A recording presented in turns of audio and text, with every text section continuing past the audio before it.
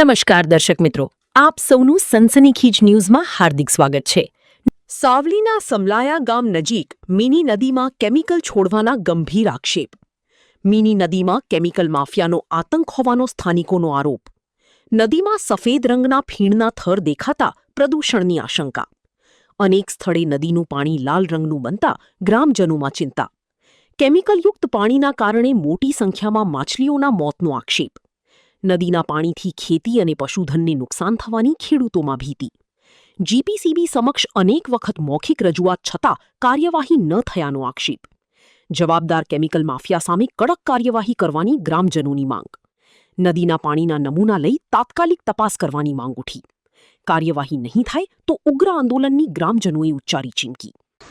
આજરોજ અમે આ મિની નદી જે અમારા ગામમાંથી જૂના સમલા ગામથી નીકળે છે ત્યાં સ્થળ તપાસ કરતાં ખબર પડી કે નદીની અંદર પાણીમાં લાલ થયેલું છે અને પાણીની અંદર જીવજંતુઓ પણ મરી ગયેલા છે। માછલી મરેલી દેખાઈ રહી છે। એવી ઘણી બધી માછલીઓ આ વરસાદમાં તણાઈ પણ ગઈ છે આગળ। અમને એવું લાગી રહ્યું છે કે અમારા આજુબાજુ જે કેમિકલ કંપનીઓ આવી રહી છે એ કંપનીઓ દ્વારા પાણી છોડી રહ્યા હોય એવું જાણે શંકા અમારી થઈ રહી છે।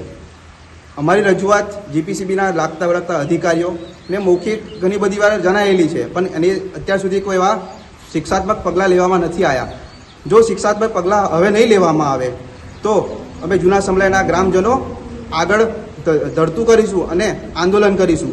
બીજું કે આ નદીની અંદર ગામના પશુઓ ગામના વ્યક્તિઓ અહીંયા અવારનવાર આ પાણીનો ઉપયોગ કરતા હોય છે। આ પાણીનો ઉપયોગ ખેતીમાં પણ થતો હોય છે।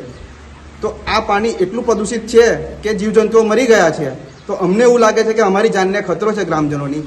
જો આની ઉપર કે કંપનીઓને લાગતા વળગતા કંપનીઓને પકડવામાં નહીં આવે તો એમની ઓકાત જો કંપનીઓને બતાવવામાં નહીં આવે તો અમે ગાંધીજી ચિંધ્યા માર્ગે ગ્રામજનો સૌ ભેગા મળીને ઉગ્ર આંદોલન કરીશું।